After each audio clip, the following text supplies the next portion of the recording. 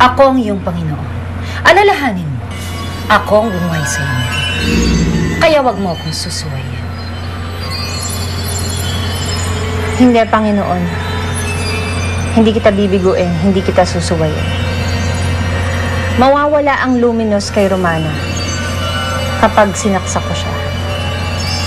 Handa akong hanapin ito at gawin ang mga pagsubok nito.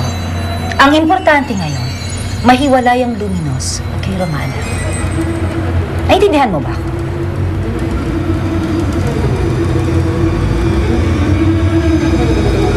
Huwag mo akong bibiguin, Elsa.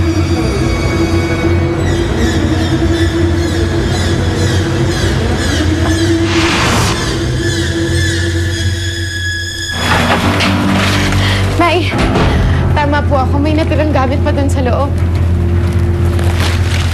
May sorpresa ako sa'yo, Romana. Ano po yan? Di ba gusto mo ng tahimik na buhay? Opo. May naisip akong paraan.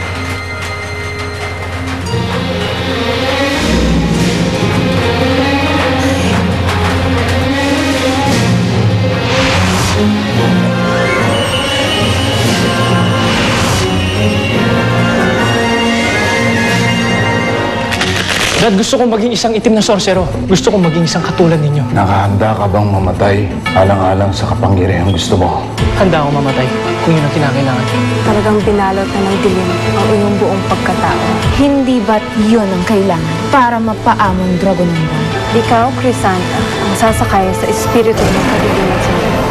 Naglalapit na ang itinaktang pagsasanib ng liwanag at dilim. Malapit na ang wakas.